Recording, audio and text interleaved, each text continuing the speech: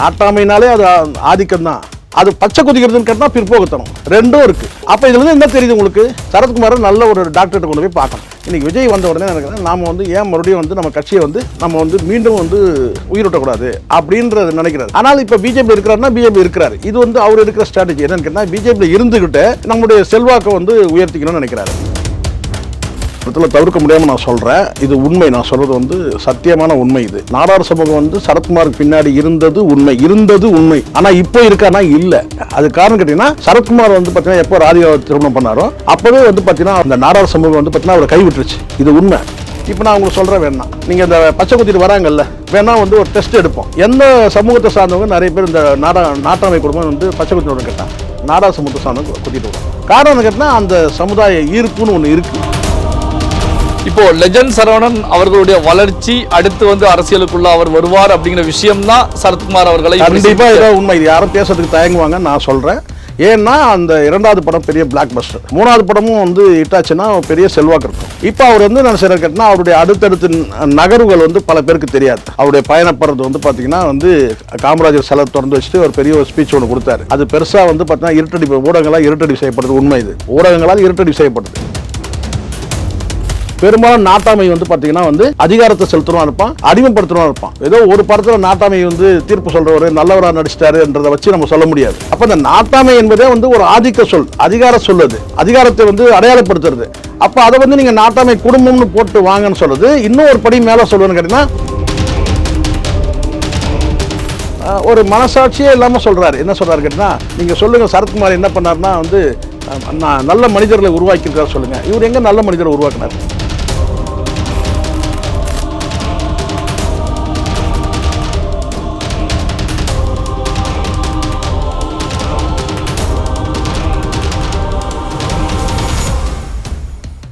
Real one நண்பர்கள் உறவுகள் அனைவருக்கும் வணக்கம். இன்று நம்மோடு இருப்பவர் மூத்த பத்திரிகையாளர் சேகுவரா ஜெய்சங்கர் அவர்கள். வணக்கம் சார். வணக்கம் சார். வணக்கம். கையில நாட்டாமை குடும்பம் அப்படின்ற பச்சை குத்திட்டு போனா சரத்குமார் அவர்களை உடனே மீட் பண்ணலாம் அப்படின்னு சொல்லி அவரே அனௌன்ஸ் பண்ணியிருக்காங்க. இதை எப்படி பாக்குறீங்க? இதை பேசுறதுக்கு முன்னாடி ஒரு முன்னோட்டமா ஒரு விஷயம் பேசுவோம். இப்போ பரவலா எல்லா நடிகர்களுக்கும் விஜய் அவர்கள் அரசியல் கட்சி தொடங்கி இந்த முதலமைச்சர் பதவியை எட்டின உடனே, ஏன்னா பலரும் எதிர்பார்த்துருக்கேன், அவர் சான்ஸே கிடையாதுங்க, ஒரு 10 சீட் நம்மளும் கூட பேசியிருக்கோம், அது ஒத்துட்டு தானே ஆகணும், என்ன ஒரு 15 சீட்டு கிடைக்கும், இல்லை 25 சீட்டு கிடைக்கும், இல்லை மிஞ்சி போனால் ஒரு எதிர்கட்சியாக உட்காரதே கஷ்டங்க அப்படிலாம் பேசப்பட்ட காலத்தில் அவர் முதலமைச்சர் ஆகிட்டார்.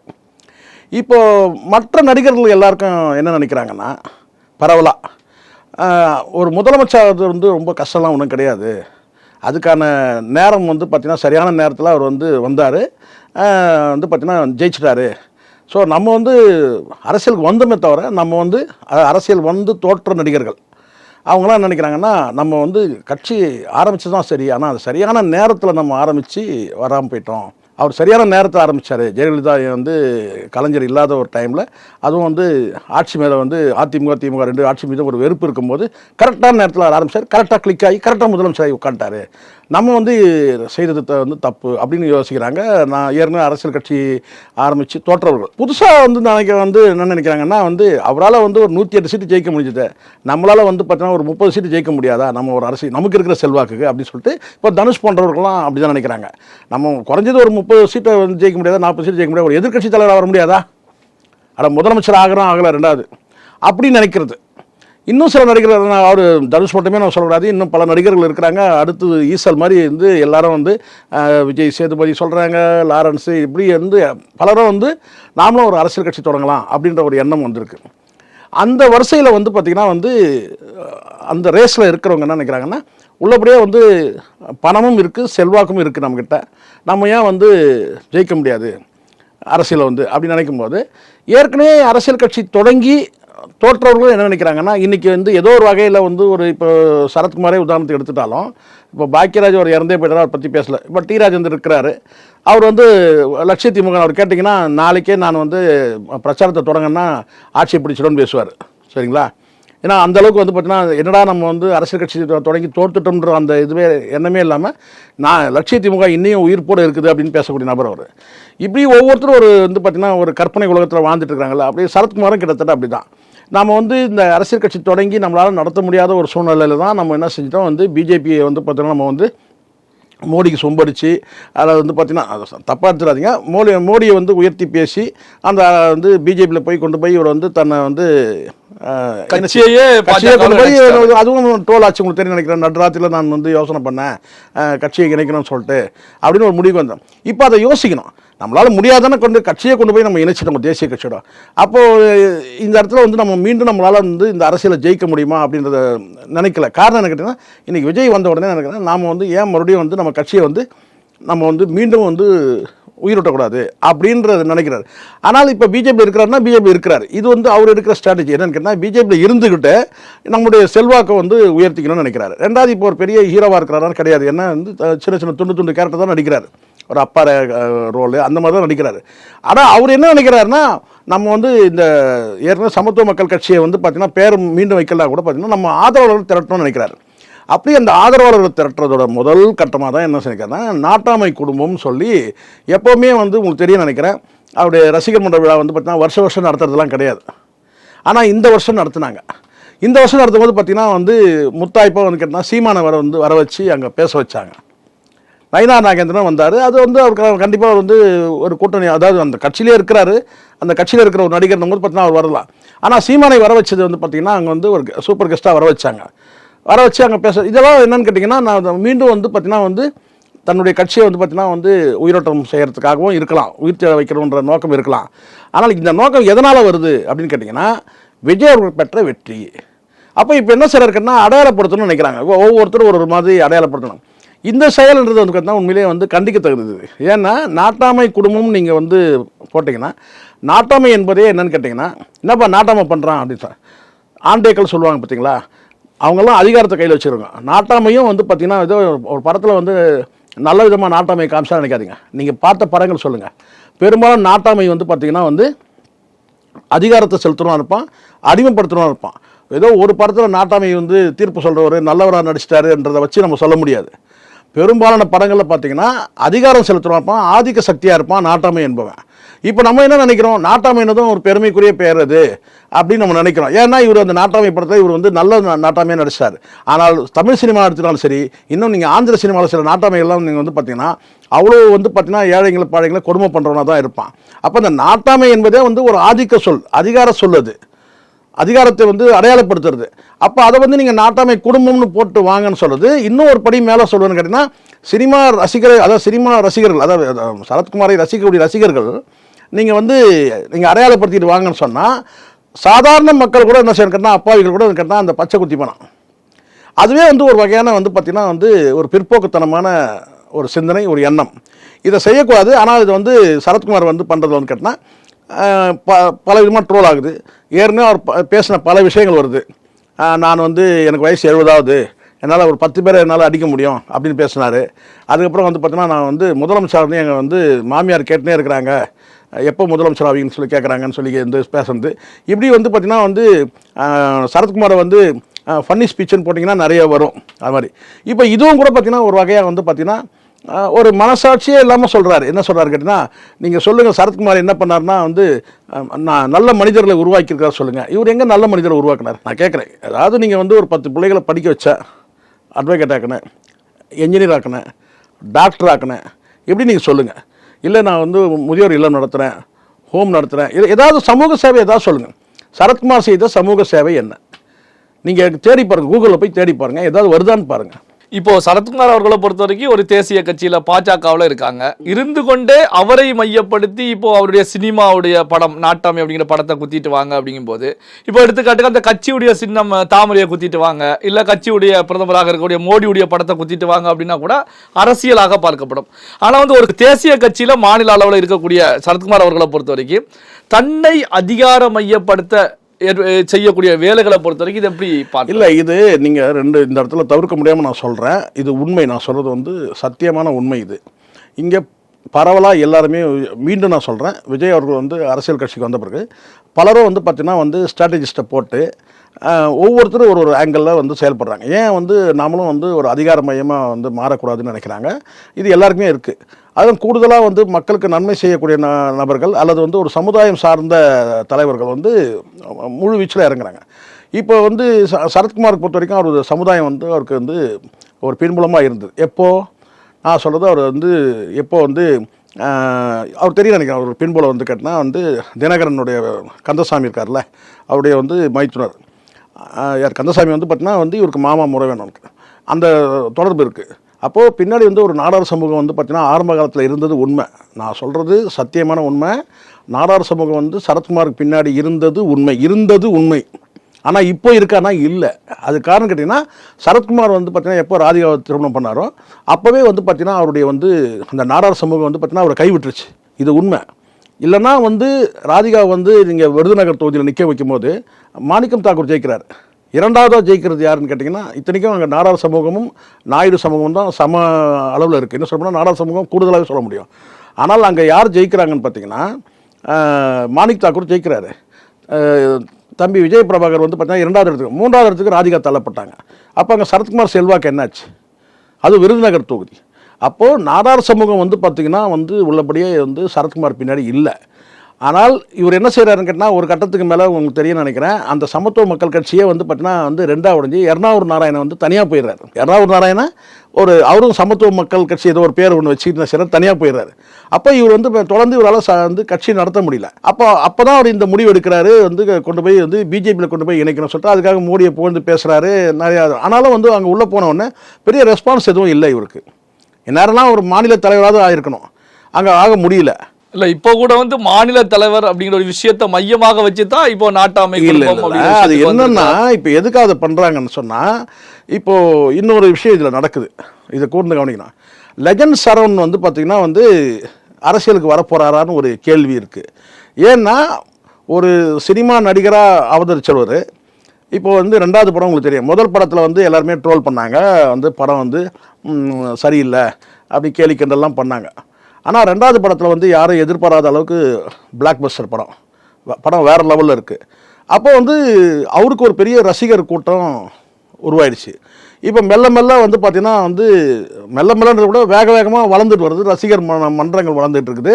ரெண்டாவது அடுத்த படத்துக்கு அவர் வந்து கமிட் ஆக போகிறாரு, அந்த வேலை நடந்துட்டு இருக்குது. அப்படி படும்போது சில சமூக சேவைகள் பார்த்தா சில நடிகர்கள் வந்து பாதிக்கப்பட்டால் உடனே ஓடி போய் செய்கிறாரு. அவருடைய இந்த நிகழ்ச்சி இருக்கு இல்லையா, இப்போ காமராஜர் வந்து சிலையை திறந்தபோது லெஜண்ட் சரவணன் வந்து பார்த்தீங்கன்னா சூப்பர் கெஸ்ட்டாக வர வச்சு அந்த ப்ரோக்ராம் பண்ணாங்க. இங்கே திருச்செந்தூரில் நினைக்கிறேன், இந்த சைடில் தூத்துக்குடி மாவட்ட சைடில். இப்படியே அவருடைய வந்து பார்த்தீங்கன்னா வந்து இந்த தென் மாவட்டங்களில் வந்து லெஜண்ட் சரவணனுடைய வந்து செல்வாக்கு வந்து மெல்ல மெல்ல இருக்குது. பொதுவாகவே தமிழ்நாடு முழுவதுமே இருக்குது. அதுவும் குறிப்பாக வந்து தென் மாவட்டங்களில் வந்து பார்த்தீங்கன்னா நாடார் சமூகத்தை சார்ந்தவர்கள் மற்ற இதர சமூகத்தை சார்ந்தவர்கள் மீது அவர் பாரபட்சமாக செய்கிறார்.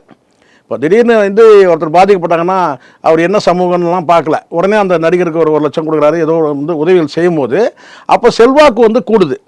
அந்த ஒட்டுமொத்த நாடார் சமூகமும் சார்ந்து மற்ற சமூகமும் சேர்ந்து ஒரு பலம் பொருந்திய நபராக உருவாகும் போது இந்த சரத்குமாருக்கு வந்து நம்ம வந்து பார்த்தீங்கன்னா நம்ம வந்து இருக்கிற நமக்கு கொஞ்சம் நெஞ்ச செல்வாக்கும் போயிடுது அப்படின்றது நினைக்கிறார். ஆனால் உள்ளபடியே வந்து பார்த்தீங்கன்னா இவர் வேறு லெவல் அவர் வேறு லெவலில் வச்சுங்களேன். வந்து சரத்குமாரை பொறுத்த வரைக்கும் வந்து சினிமாலையும் அவருக்கு செல்வாக்கு இல்லை. இன்றைக்கி ஒரு ஹீரோவை நடிக்க முடியுமா? நடிக்க முடியாது. இல்லை வந்து தொடர்ச்சியாக படங்கள் இருக்கா? இல்லை. எல்லாருக்கும் தெரியும் தொடர்ந்து படங்கள் இல்லை, வெவ்வேறு மொழிகளில் நடிக்கிறத வேணால் சொல்லலாம். எல்லாம் அப்பா ரோல் அந்த ரோல் இந்த மாதிரி தான் கொடுக்குறாங்க, அப்படி அதில் தான் போய் நடிக்கிறாரு. அப்போது வந்து சரத்குமார்ன்றது ஒரு சுப்ரீம் ஸ்டார்ன்றதெல்லாம் இப்போ கிடையாது. சரி, அந்த செல்வாக்காவது இருக்கான்னு கேட்டால் கட்சியை கொண்டு போய் எப்போ பிஜேபி இணைச்சாரு அப்போ, ஏன்னா பிஜேபி தமிழ்நாட்டில் கால் ஊன முடியாது. காரணம் அடிப்படையிலேயே வந்து பார்த்தீங்கன்னா இந்த மண்ணுக்கு வந்து ஒவ்வாத கட்சி, அது பரவலாக எல்லாருக்கும் தெரியும். ஏன்னா இங்கே வந்து பார்த்தீங்கன்னா இங்கே வந்து இன்னும் வந்து பெரியார் மூத்திரமும் வந்து இன்னும் வந்து காயலை, அப்படியே தான் இருக்குது. அப்போ இந்த இடத்துல வந்து தமிழக வெற்றி கழகமே வந்து பார்த்திங்கன்னா 2 கண்கள் சொன்னதுனால தான் வந்து 3வது கண் வந்து ஆரியம் சொல்லியிருந்தா, திராவிடம் தமிழ் தேசியம் 2 கண்கள் சொன்னாங்க. 3வது நெற்றிக்கண் வந்து ஆரியம் சொல்லியிருந்தாங்கன்னா கதைக்கு ஆகிருக்காது, கவுந்து படுத்துக்கிட்டு இருக்கோம் கட்சியும். அப்போ இங்கே ஸ்ட்ராட்டஜிஸ்ட் மூலமாக வந்து என்ன செய்கிறாங்கன்னா ஒரு கணக்கெடுத்து தான் அந்த கட்சி வந்து வெற்றி அடைஞ்சிருக்கு. அதுவும் முழுமையாக இல்லை, அதுவும் மெஜாரிட்டியில் மைனாரிட்டி கவர்மெண்ட் தான் நடக்குது இப்போது. ஆனால் இப்போ இவர் என்ன நினைக்கிறாருன்னா வந்து நம்ம ஒரு சமூகத்தை சேர்ந்து நம்ம ஒரு பலம் வச்சுக்கணும். என்னங்க ஒன்றுமே இல்லைங்க, வந்து விஜயகாந்தோட தேமுதிக அந்தம்மா வந்து பார்த்திங்கன்னா வந்து 10 சீட்டு கேட்டு வந்து பார்த்திங்கன்னா 100 கோடி ரூபாய் வாங்குறாங்க, நம்ம என்னங்க இப்படி இருக்கிறோம் அப்படின்னு சொல்லி ராதிகா சொல்லியிருக்கலாம். நீங்களும் தான் இருக்கிறீங்க, என்னங்க பிரயோஜனம் அப்படின்னு சொல்லியிருக்கலாம் ஒரு வேலை. ஏன்னா விஜயகாந்த் கிடையாது அந்த கட்சியில், ஒன்றும் பெரிய செல்வாக்கு கிடையாது. இருந்தாலும் என்ன செய்யறதுன்னா அந்த விஜயகாந்த்ன்ற அந்த பிராண்டை வச்சு என்ன செய்யறதுன்னா அந்த அம்மா வந்து ஒரு 10 சீட்டு கேட்குறாங்க, 1 சீட்டு தான் ஜெயிக்கிறாங்க, 100 கோடி வாங்குறாங்க. நம்ம வந்து பார்த்தீங்கன்னா கட்சியை கொண்டு போய் இணைச்சி ஒன்றுமே நடக்கலையே. குறைஞ்சபட்சம் நம்ம எலெக்ஷன் இன்னும் போட்டிட்டு தோத்தா கூட பார்த்தா ஒரு ராஜ்யசபா கூட கொடுக்கவே இல்லை.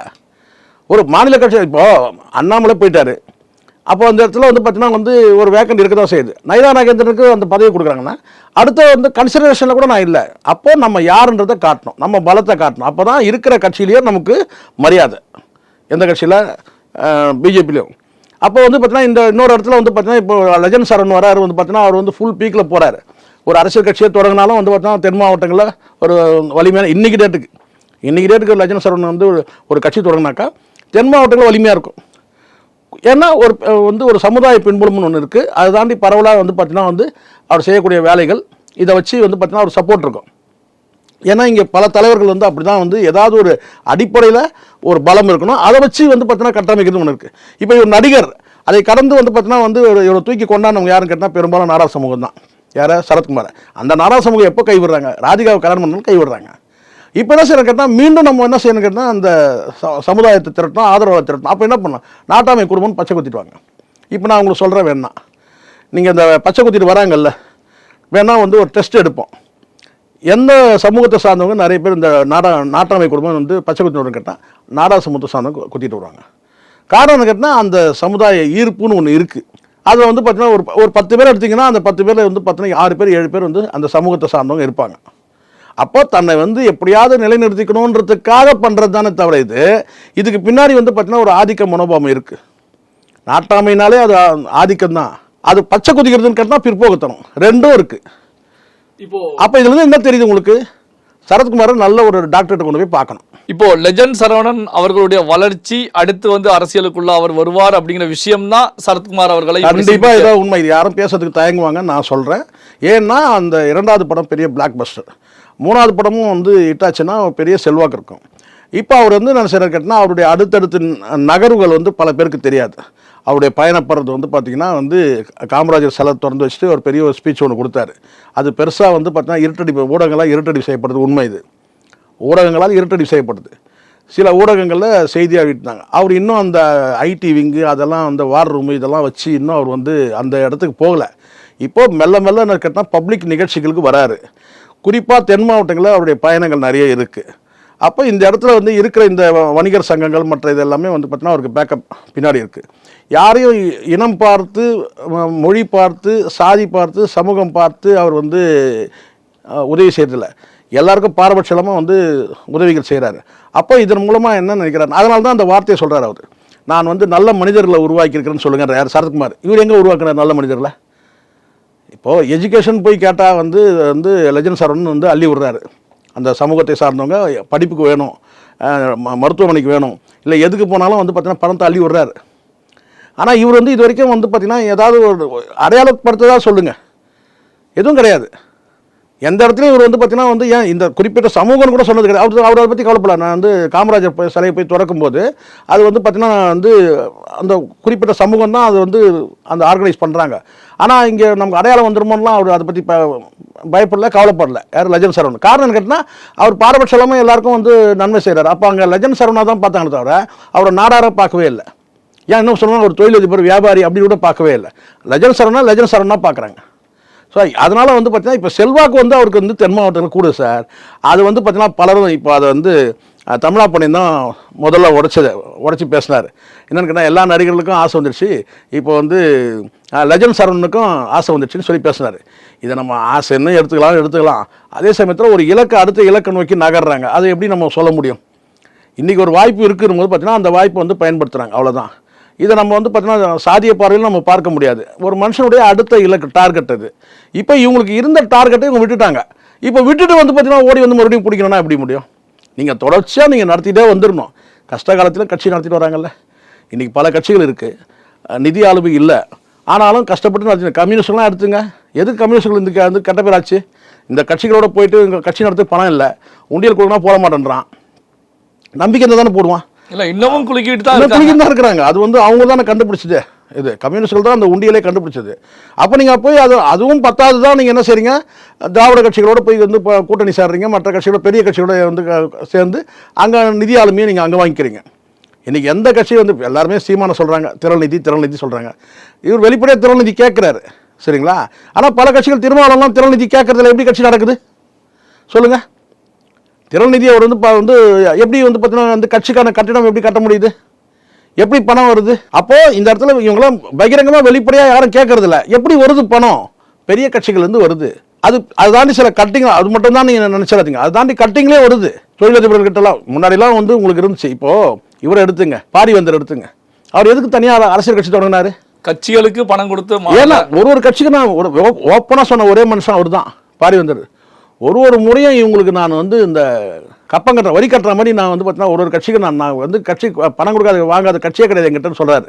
அந்த அளவுக்கு வந்து பார்த்தீங்கன்னா அவர் வந்து அப்போ பார்த்தாங்க ஒரு எதுக்கு நான் ஒரு அரசியல் கட்சி தொடங்குறேன் அப்படின்னு அரசியல் கட்சி தொடங்கிட்டாங்க. அப்படி தானே இப்போ ஏச்சி சண்முகம் யாருக்காவது நிதி கொடுக்க போகிறாரா?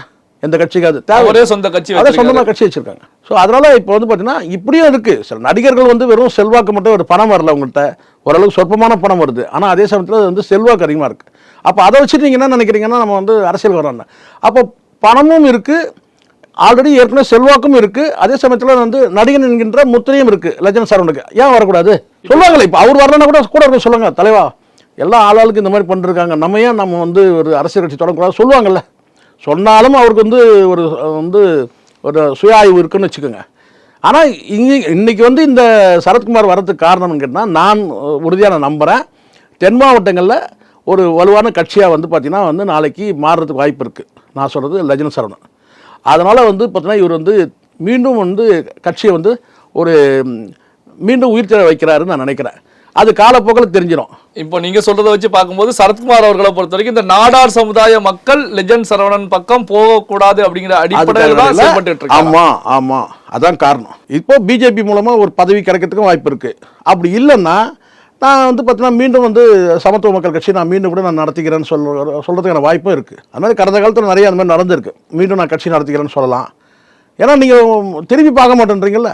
இவ்வளோ பெரிய கட்சியை கொண்டு வந்து, எவ்வளோ பெரிய கட்சி அது, ஆட்சியை பிடிச்சி முதலமைச்சராக இருப்பார், அந்த கட்சியை கொண்டு வந்து உங்ககிட்ட இணைக்கிறாருன்னா அதுக்கான நீங்கள் என்ன செஞ்சீங்க? அவருக்கு ஒருத்தரை பேரை சொல்லக்கூடாது, இருந்தாலும் வந்து நான் இங்கே சொல்கிறேன். இவர் கொண்டு போய் கட்சியை இணைச்சார்ல ஒரு மூத்த நடிகர், சரிங்களா, அவர் பேரை சொல்ல முடியாது, சரத்குமார் விஷயத்தில் அவர் பேரை சொல்ல முடியாதுனால அவர் சொன்னார், இணைச்சது தப்பு இல்லை, இணைச்ச நேரம் சரியில்லை அப்படின்னு சொன்னார். எப்படி? இணைச்ச நேரம் சரியில்லை, இணைச்ச நேரம் வந்து சரியில்லை. அது என்னத்தை சொல்ல வர்றாங்க? அது என்ன சொல்கிறாருன்னா, இவர் கொண்டு போய் இணைச்ச போது வந்து பார்த்தீங்கன்னா இவரை வந்து பெருசாக வந்து அந்த கட்சியை வந்து பார்த்தீங்கன்னா வந்து இவர் வந்து கூப்பிட்டு நீங்கள் கட்சி இணைங்கெல்லாம் சொல்லவே இல்லை. அப்போ வந்து பார்த்தீங்கன்னா அவங்க வந்து வந்து பார்த்தீங்கன்னா அதிமுக ஒரு வலிமையான கட்சி இருக்குது, அதோட கூட சேர்ந்து பயணிக்கலான்றாங்க, நெருக்கடி இல்லை. இதே இப்போ எலெக்ஷன் நேரத்தில் வந்து ஒரு கூட்டணி தேவைப்படுது இல்லையா அவங்களுக்கு. இப்போ பிஜேபி தலைமையில் ஒரு கூட்டணி தேவைப்படுது. அந்த நேரத்தில் கொண்டு போய் இவர் கட்சியை சேர்த்துனாருன்னா அப்போ இவருக்கு ரெஸ்பான்ஸ் வந்துருக்கோன்றாரு. அப்போ அவங்க கேட்கவே இல்லையே. இவராக தானே நான் நடுராத்திரி எனக்கு யோசனை வந்துச்சு, மிட் நைட் யோசனை வந்து என் மனைவி கிட்ட கேட்டேன், அவங்க தூக்கத்தில் வந்து தட்டி கேட்டான்னு வச்சுருக்காங்க தான் சொல்லுவாங்க எல்லாருமே. சரிங்க எதுவும் பேச மாட்டாங்க. கட்சியை இணைச்சலாமான்னு கேட்கும் போது பக்கத்தில் என்ன தான் சொல்லுவாங்க, அப்படின்வாங்க தூக்கத்தில். இவர் பார்த்து வந்து போது விடிஞ்சு போய் கட்சியை கொண்டு போய் இணைச்சிட்டாரு. சரி, இணைச்ச பிறகு உங்களுக்கு இவருக்கு ஏதாவது வந்து நடந்துதான்னு கேட்டால் எதுவுமே நடக்கல, சீட்டு கொடுத்தாங்க, அவ்வளோதான். இதே மற்ற கட்சியில் மற்ற நேரத்தில் இன்றைக்கி ஒரு நெருக்கடி இருக்குது, பிஜேபிக்கு வந்து பார்த்தீங்கன்னா தனித்து போட்டிடுறாங்க, இந்த சூழ்நிலை தேவைங்க, அதிமுக வந்து கூட்டணியில் சேரத்து கூட, அப்போ நான் வந்து பிஜேபி நான் இணைக்கிறேன், அப்போது அதிமுக கூடுதல் சீட்டு பெற முடியும். ஏன்னா பிஜேபி வந்து கொண்டு வந்து சரத்குமார் இணைச்சிட்டாருங்க கட்சியா, அப்போ கூடுதல் சீட்டு கொடுங்கன்னா அங்கே பேரம் பேச முடியும். அப்போ இணைச்ச நேரம் சரியில்லை, அதனால சன்மானமும் கிடைக்கல. இவர் தொடர்ந்து அவமானம் தானே இருக்குது அவருக்கு, ஒன்றும் பெருசாக வந்து ரெஸ்பான்ஸ் இல்லை. அப்போ என்ன நினைக்கிறாருன்னா மீண்டும் இந்த கட்சியை வந்து, ஏன்னா இப்போ வந்து அது காரணம் கேட்டால் தென் மாவட்டங்களில் லெஜண்ட் சரவணுக்கு ஒரு கூட்டம் சேருது. அது வந்து தமிழ்நாடு முழுவதும் சொல்ல முடியும், ஆனாலும் அது மிகைப்படுத்தி சொல்கிற மாதிரி ஆகிடும். உள்ளபடியே பார்த்தீங்கன்னா தென் மாவட்டங்களில் ஒரு கணிசமான ஒரு கூட்டம் சேருது. அதை வந்து பார்த்தீங்கன்னா இவருக்கு வந்து பார்த்தீங்கன்னா ஒரு பக்கம் வந்து விஜய் ஆட்சியை பிடிச்சிட்டாரு, இன்னொரு பக்கம் வந்து இவர் வராரு. இப்போ நம்ம பெரிய சுப்ரீம் ஸ்டார் அந்த பட்டம் வர கையில் ஒட்டிக்கிட்டே இருக்குது, அது கட்டியே வைக்க முடியல. சில நேரங்களில் வந்து தெலுங்கு படம் டப்பிங் பண்ணான்னா அந்த சுப்ரீம் ஸ்டாரை விட்டுறான், வெறும் சரத்குமார்னு போடுறான். ஸோ அதெல்லாம் யோசிக்கிறார்ல, யோசிக்கும் போது கட்டினா நம்ம மீண்டும் அந்த கட்சியை உயிர் தேட வைக்கலான்றது எண்ணம். அது எந்த அளவுக்கு சக்ஸஸ் ஆகும்னு சொல்ல முடியாது. பல்வேறு முக்கியமான தகவல்களை நம்முடைய உறவுகளுடன் பகிர்ந்து கொண்டதற்கு நன்றி சார். நன்றி.